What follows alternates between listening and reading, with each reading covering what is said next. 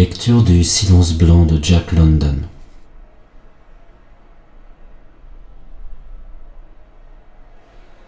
Le silence blanc. Carmen ne tiendra pas 2 jours. Mason cracha un gros glaçon en regardant d'un air triste la pauvre bête. Puis, il prit sa patte dans la bouche et se remit à croquer la glace qui s'était cruellement accumulée entre les orteils. « J'ai jamais vu un chien avec un nom prétentieux qui vaille quoi que ce soit, dit-il une fois sa tâche terminée, en poussant l'animal sur le côté. Ils faiblissent et meurent écrasés sous le poids de leur nom. T'as déjà vu un chien mal tourné avec un bon vieux nom comme Cassiar, Siwash ou Husky ? Non, monsieur. Tiens, regarde Choukoum, lui. Clac ! La bête est flanquée, bondit, et ses crocs-blancs manquèrent de peu la gorge de Mason. Ah, tu cherches, c'est ça ? Un bon coup derrière l'oreille, avec le manche du fouet, étendit le chien dans la neige. Il tremblait doucement, et une bave jaune coulait de sa gueule. Qu'est-ce que je disais ? Ah oui, Choukoum. Il en veut, lui. Je te parie qu'il bouffe Carmen avant la fin de la semaine. Je miserais sur autre chose, moi, répondit Melmute Kid, en retournant le pain qui dégelait devant le feu. C'est nous qui mangerons Choukoum avant la fin du voyage. Qu'est-ce que t'en dis, Ruth ? L'Indienne faisait fondre de la glace pour le café. Elle regarda Melmute Kid, son mari, puis les chiens, mais ne daigna pas répondre. C'était une telle évidence qu'aucune réponse n'était nécessaire. 200 miles de pistes vierges à parcourir, 6 jours de bouffe rationnée pour eux, et rien pour les chiens, ça ne laissait pas le choix. Les 2 hommes et la femme se serrèrent autour du feu et commencèrent leur maigre repas. Les chiens restaient harnachés, car c'était la halte de la mi-journée, et regardaient chaque bouchée avec envie. « À partir de demain, on devra se passer de déjeuner, dit Melmute Kid. Et il faudra tenir les chiens à l'œil. Ils deviennent méchants. Ils pourraient bien attaquer l'un de nous à la première occasion. Et dire que j'ai été président d'une congrégation méthodiste et que je donnais le dimanche des cours de catéchisme aux jeunes. » Sur ces mots hors de propos, Mason se plongea dans la contemplation de ses mocassins fumants. Mais Ruth le ramena à la réalité en remplissant sa tasse. « Dieu merci, il nous reste plein de thé. Je l'ai vu pousser là-bas, dans le Tennessee. Je donnerais n'importe quoi pour un pain de maïs chaud. T'en fais pas, Ruth, bientôt tu crèveras plus la faim et tu porteras plus de mocassins. » À ces paroles, la tristesse de la femme s'envola, et ses yeux montrèrent le grand amour qu'elle éprouvait pour son seigneur et maître, le premier homme blanc qu'elle eût jamais vu, le premier homme qu'elle eût vu traiter une femme mieux qu'un animal ou une bête de somme. « Oui, Ruth, continua son mari, en ayant recours au sabir qui seul leur permettait de se comprendre. Attends qu'on termine et qu'on quitte le coin. On prendra le canoë de l'homme blanc et on ira à l'eau salée. Oui, mauvaise eau furieuse, avec grande montagne en haut, en bas, tout le temps, et très grand, très loin, loin là-bas. Tu voyages 10 nuits, 20 nuits, 40 nuits. » Il montrait les jours avec ses doigts. Tout le temps l'eau méchante. Après, t'arrives à grand village, plein de gens, autant que les moustiques l'étaient. Higwams, haut, très haut, comme 10, 20 pins. Hiyu Choukoum.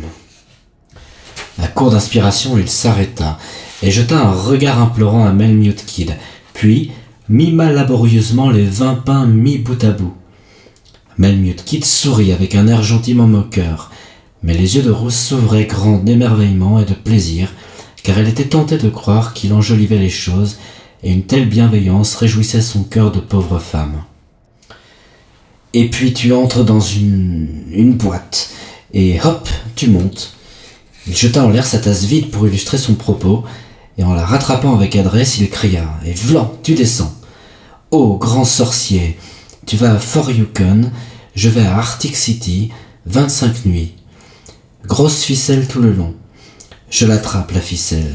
Je dis « Salut, Rose, ça va ?» Et tu dis « C'est toi, mon mari chéri ?»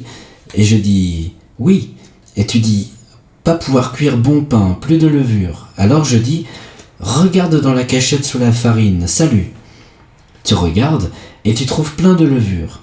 Et tout le temps, toi Fort Yukon, moi Arctic City. Hi, you, sorcier !» Rose souriait d'un air si ingénu à ce conte de fées que les deux hommes éclatèrent de rire. Une bagarre entre les chiens coupa court aux merveilles de l'ailleurs. Le temps de séparer les féroces combattants, Rose avait déjà serré les sangles des traîneaux et tout était prêt pour reprendre la piste. « Allez, Baldi, Yahoo, allez !» Mason fit claquer son fouet avec vigueur, et alors que les chiens gémissaient doucement en démarrant, il dégagea le traîneau en poussant avec sa perche. Rose suivait avec le deuxième attelage, laissant Melmute Kid, qui l'avait aidé à partir, fermer la marche. C'était un homme fort, une brute capable d'assommer un bœuf d'un coup de poing, mais il ne supportait pas de battre ses pauvres chiens et les ménageait comme peu de conducteurs de traîneaux le font. En fait, il aurait presque pleuré avec eux dans leur souffrance. « Allez, avancez mes grands, je sais que c'est plus dur pour vos pattes, murmura-t-il après plusieurs essais infructueux pour faire bouger le chargement. Mais sa patience fut enfin récompensée, et bien que geignant de douleur, les chiens se hâtèrent de rejoindre leurs compagnons. C'en était fini des bavardages. Le labeur de la piste ne permettait pas ce genre d'extravagance. Et de tous les travaux pénibles, celui des pistes du Grand Nord est le pire. Heureux celui qui peut supporter au prix du silence une journée de voyage sur une piste tracée. Mais rien n'est plus tuant que d'ouvrir une piste.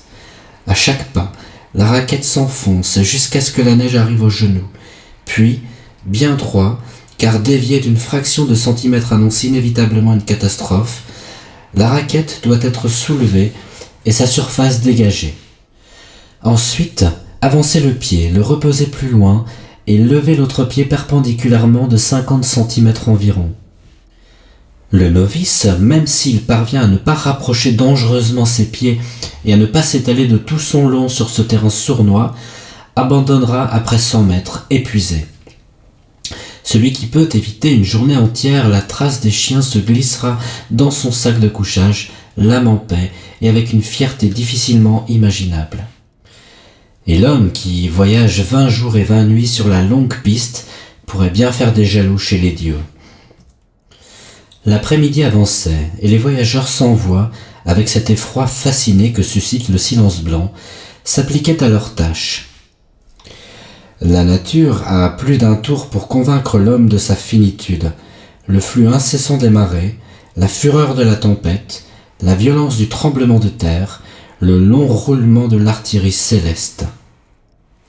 Mais le plus formidable, le plus stupéfiant de tous, c'est le moment immobile du silence blanc. Tout mouvement cesse, le ciel s'éclaircit et semble de cuivre. Le moindre murmure paraît un sacrilège, et l'homme se fait peureux, s'effraie du son de sa propre voix. Seul atome de vie dans les immensités fantomatiques d'un monde mort, il tremble de son audace, comprend que sa vie est celle d'un ver de terre, rien de plus. D'étranges pensées lui viennent malgré lui, et le mystère de toute chose tente de se révéler. Et la peur de la mort, de Dieu, de l'univers le submerge. L'espoir de la résurrection et de la vie éternelle, le désir d'immortalité, l'effort vain d'un être limité. C'est alors ou jamais que l'homme marche seul à seul avec Dieu.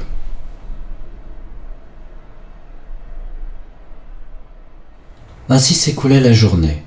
Le fleuve faisait une grande courbe, et Mason dirigea son attelage pour couper à travers une étroite langue de terre. Mais les chiens ne purent franchir le haut talus qui se dressait devant eux. Ils glissaient sur la pente à chaque tentative malgré l'aide de Rose et Melmute Kid qui poussait le traîneau. Alors tout le monde s'y mit. Les pauvres bêtes, affaiblies par la faim, donnèrent tout ce qui leur restait de force. Petit à petit, le traîneau monta jusqu'à se maintenir en équilibre sur la crête. Mais le chien de tête entraîna ceux qui le suivaient vers la droite, et les courroies se prirent dans les raquettes de Mason. Le résultat fut désastreux. Mason tomba à la renverse, un des chiens s'écroula dans les sangles, et le traîneau bascula en arrière, entraînant tout le reste en bas du talus. Clac! Le fouet cingla violemment les chiens, et en particulier celui qui était tombé. « Arrête, Mason !» supplia Melmute Kid. « Le pauvre diable ne tient plus sur ses pattes. Attends, on va se servir de mon attelage. » Mason prit soin de retenir son fouet jusqu'au dernier mot, puis la longue lanière fendit l'air à nouveau pour s'abattre sur le chien coupable. Carmen, car c'était Carmen, se recroquevilla dans la neige, gémit pitoyablement, puis roula sur le côté. C'était un dur moment, un triste incident de piste, un chien mourant, 2 compagnons en colère. Le regard de Ruth allait d'un homme à l'autre avec inquiétude, mais Malamute Kid se contint, et seuls ses yeux exprimaient sa réprobation. Il se pencha sur le chien et coupa les courroies qui le retenaient. Pas un mot ne fut dit. On coupla les attelages et on surmonta la difficulté. Les traîneaux se remirent en route tandis que la chienne moribonde se traînait à l'arrière. Tant qu'une bête peut avancer, on ne l'abat pas. Une dernière chance lui est accordée. Ramper jusqu'au campement et profiter peut-être d'un élan qu'on aurait tué en chemin. Regrettant déjà son geste de colère, mais trop têtu pour faire amende honorable, Mason reprit sa pénible tâche à la tête de la cavalcade, loin d'imaginer le danger qui planait dans l'air. Dans la cuvette abritée qu'il traversait, il devait se frayer un chemin entre les grands arbres. À une vingtaine de mètres de la piste s'élevait un pin majestueux. Il se tenait là depuis des générations, et depuis des générations le destin avait pour lui un projet, et peut-être aussi pour Mason. L'homme se baissa pour serrer la lanière relâchée de son mocassin. Les traîneaux s'arrêtèrent, et les chiens se couchèrent dans la neige sans un bruit. Le calme était étrange. Pas un souffle n'agitait la forêt durcie par le gel. Le froid et le silence des grands espaces avaient glacé le cœur de la nature et arrêté ses lèvres tremblantes. Un soupir vibrait dans l'air. Ils ne semblèrent pas l'entendre réellement, ils le ressentirent plutôt, comme la prémonition d'un mouvement dans le vide immobile. Puis, accablé par le poids des années et de la neige, le grand arbre joua son dernier rôle dans la tragédie de la vie. Mason perçut le craquement annonciateur et tenta de fuir, mais il n'était pas encore relevé quand le coup l'atteignit de plein fouet sur l'épaule. Le danger soudain, la mort rapide, combien de fois Malamute Kid y avait fait face. Les épines du pin étaient encore frémissantes quand il lança ses ordres et se jeta dans l'action. L'indienne ne s'évanouit pas plus, ni ne poussa de futiles hurlements, comme aurait pu le faire nombre de ses sœurs blanches. Conformément aux instructions, elle pesa de tout son poids sur l'extrémité d'un levier improvisé pour soulager la pression, tout en écoutant les gémissements de son mari. Déjà, Malamute Kid attaquait l'arbre avec sa hache. L'acier résonnait gaiement en mordant le tronc gelé, et chaque coup s'accompagnait d'une respiration forcée et sonore. Le « han » du bûcheron. Enfin, Kid put étendre sur la neige la chose pitoyable qui avait été son ami. Mais il y avait pire que la douleur de son camarade, l'angoisse muette sur le visage de la femme, le mélange de crainte et d'espoir dans son regard interrogateur. Ils ne dirent que peu de mots. Ceux du Grand Nord apprennent très tôt la vanité des paroles et l'inestimable valeur des actes. Par moins 20 degrés, un homme couché dans la neige ne peut pas vivre bien longtemps. Alors ils coupèrent les sangles qui retenaient le chargement du traîneau, et le blessé fut enveloppé de fourrure, allongé sur un lit de branchages, devant un grand feu fait de ce même bois qui l'avait frappé. Derrière et en partie au-dessus de lui, un écran rudimentaire fut installé, un morceau de toile qui recevait et renvoyait sur lui la chaleur irradiée. Un truc bien connu de ceux qui étudient la physique sur le tas. Les hommes qui ont souvent côtoyé la mort savent quand l'heure est venue. Mason était terriblement mal en point. Le plus bref examen le révélait. Sa jambe et son bras droit, son dos étaient cassés, ses membres inférieurs étaient paralysés, sans parler de très probables lésions internes. Seul un gémissement de temps en temps indiquait qu'il vivait encore. Pas d'espoir, rien que l'on puisse faire. La nuit, sans pitié, arrivait lentement. Pour Ruth, le stoïcisme désespéré de son peuple, pour Malamute Kid, de nouvelles rides sur son visage de bronze. En réalité, Mason était celui qui souffrait le moins, parce qu'il passait son temps dans les Great Smoky Mountains, à l'est du Tennessee, revivant les scènes de son enfance. Et la mélodie de son dialecte du Sud, depuis si longtemps oublié, était infiniment pathétique, comme il racontait en délirant les baignades dans les trous d'eau, les chasses aux ratons laveurs et les vols de pastèques. C'était du grec pour Ruth, mais Kid comprenait et partageait ce sentiment que seul peut éprouver celui qui a quitté la civilisation depuis des années. Le blessé reprit connaissance au matin, et Melmute Kid se baissa pour recueillir ses murmures. « Tu te souviens quand on s'est marié sur le Tanana? Ça fera 4 ans au prochain printemps. À l'époque, je ne tenais pas tellement à elle. C'était plutôt qu'elle était jolie, et il y avait quelque chose d'excitant dans tout ça. Mais tu vois, j'ai beaucoup réfléchi à son sujet. Elle a été bonne pour moi, toujours à mes côtés dans les moments difficiles, et pour le commerce, tu sais, y a pas meilleur qu'elle. Tu te rappelles la fois où elle a traversé les rapides Mousséhorn pour nous tirer de notre rocher alors que les balles pleuvaient dans l'eau? Et à la fois où il y avait la famine à Nucluquieto, ou quand elle a gagné sa course contre le dégel pour nous prévenir? Oui, elle a été une bonne épouse pour moi, mieux que l'autre. Tu savais pas que j'y étais déjà passé? Je te l'avais pas dit ça? Ben, j'avais déjà essayé une fois aux États-Unis. C'est pour ça que je suis là, même qu'on avait grandi ensemble. Je suis parti pour lui donner l'occasion de divorcer. Elle l'a fait. Mais ça n'a rien à voir avec Ruth. J'avais pensé régler mes affaires et qu'on s'en aille l'année prochaine, elle et moi. Mais c'est trop tard. La renvoie pas chez les siens, Kid. C'est trop vache pour une femme de retourner là-bas. T'imagines? Presque 4 ans avec notre lard et nos haricots, notre farine et nos fruits secs, et maintenant revenir à son poisson et son caribou. C'est pas bon pour elle d'avoir essayé notre façon de faire, d'avoir vu que c'est mieux chez nous et puis de retourner là-bas. Occupe-toi d'elle, Kid. Et pourquoi est-ce que tu ne... Mais non, elles t'ont toujours fait peur. Et tu m'as jamais dit pourquoi t'étais venu dans ce pays. Sois gentil avec elle et envoie-la aux États-Unis dès que tu peux. Mais arrange-toi pour qu'elle puisse revenir. Elle aura peut-être le mal du pays, tu comprends? Et le petit, il sera bientôt là, Kid. J'espère juste que ce sera un garçon, tu te rends compte? La chair de ma chair, Kid. Faut pas qu'il reste dans ce pays. Et si c'est une fille, ben, ce sera pas possible. Vends mes fourrures, il y en a au moins pour $5000. Et j'en ai autant à la compagnie. Et arrange mes affaires avec les tiennes. Je crois que la concession va bien donner. Fais en sorte qu'il reçoive une bonne instruction. Et Kid, surtout, ne le laisse pas revenir. Ce n'est pas un pays pour les Blancs. Je suis fini, Kid. 3 ou 4 nuits au plus. Vous devez continuer. Continuez. Souviens-toi. C'est ma femme, c'est mon garçon. Oh mon Dieu. Pourvu que ce soit un garçon. Vous pouvez pas rester avec moi. Je suis mourant et je veux que vous partiez. Donne-moi 3 jours, implora Melmute Kid. Ton état peut s'améliorer, on ne sait jamais. Non. Rien que 3 jours. Vous devez partir. 2 jours. C'est ma femme et c'est mon fils, Kid. Tu ne devrais pas insister. 1 jour. Non, non, je te demande. 1 seul jour. On peut se rationner et j'arriverai peut-être à tirer un élan. Non. Bon. D'accord. 1 jour.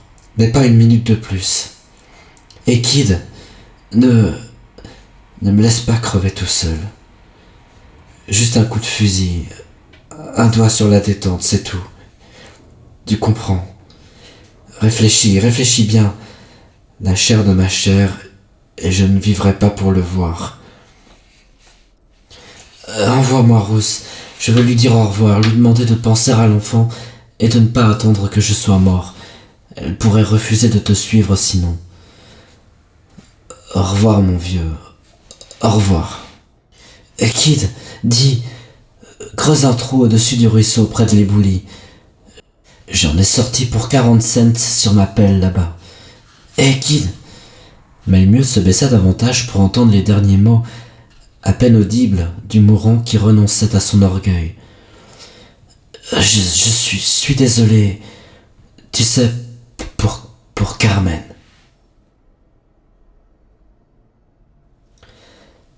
Laissant la jeune femme pleurer doucement sur son homme, Melmute Kid enfila sa parka, fixa ses raquettes, cala sa carabine sous son bras et disparut dans la forêt. Il connaissait bien déjà les peines amères du Grand Nord, mais jamais il n'avait eu à affronter une situation si pénible.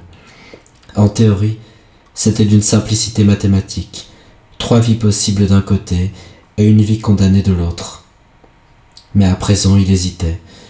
Pendant 5 ans, il s'était épaulé sur les fleuves et sur les pistes, dans les campements et dans les mines, et ils avaient affronté la mort sur le terrain, connu les inondations et la famine, et ils avaient tissé les liens de leur amitié.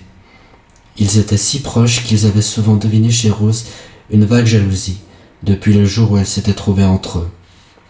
Et maintenant, il lui fallait couper ces liens de ses propres mains. Il avait beau prier pour croiser un élan, rien qu'un élan, tout gibier semblait avoir déserté la région. À la nuit tombante, épuisé, il se traîna jusqu'au camp, les mains vides et le cœur lourd. Le vacarme des chiens et les cris perçants de Rose lui firent hâter le pas. En se précipitant dans le camp, il vit la jeune femme qui brandissait une hache au cœur de la meute hurlante. Les chiens avaient brisé la règle impitoyable de leur maître et se jetaient sur la bouffe. Il se mit de la partie en saisissant sa carabine par le canon, et la vieille loi du plus fort s'exerça avec toute la cruauté de son environnement primitif. La carabine et la hache se levaient et s'abattaient, touchaient ou manquaient leur cible avec une régularité monotone.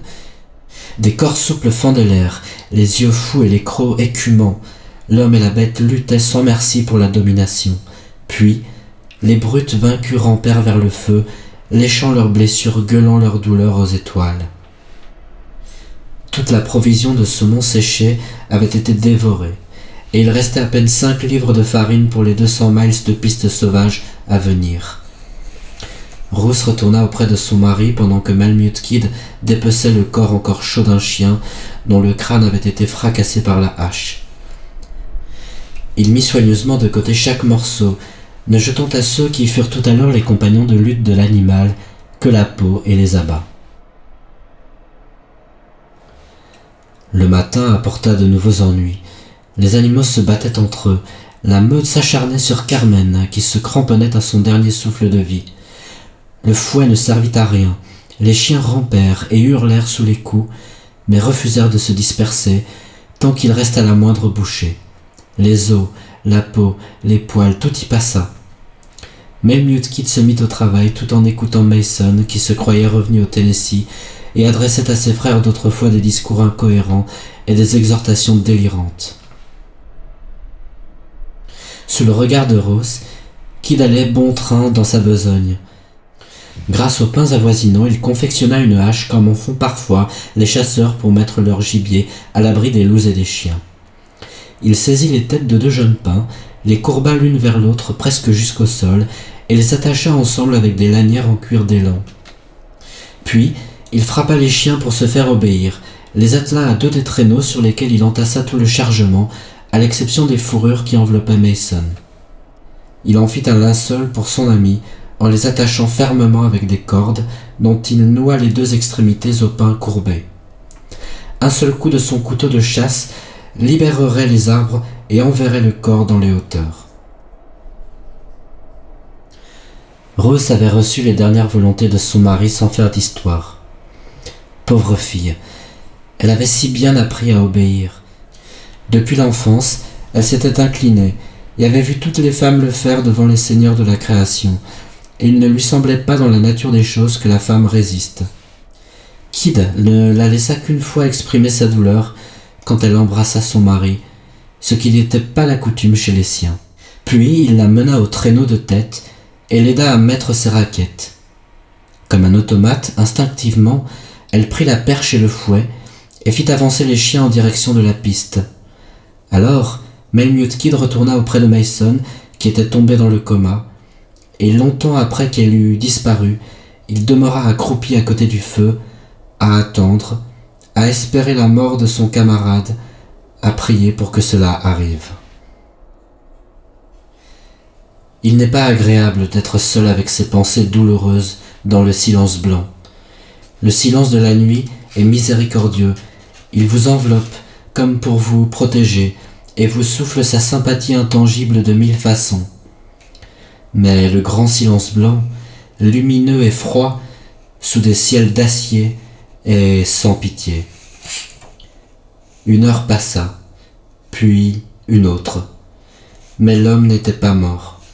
En plein midi, sans laisser paraître son globe au-dessus de l'horizon, le soleil projeta dans les cieux une auréole lumineuse qu'il reprit aussitôt. Melmute Kid se leva et s'approcha de son ami. Il jeta un regard autour de lui. Le silence blanc semblait moqueur, et une grande peur l'envahit. Il y eut le claquement d'une détonation.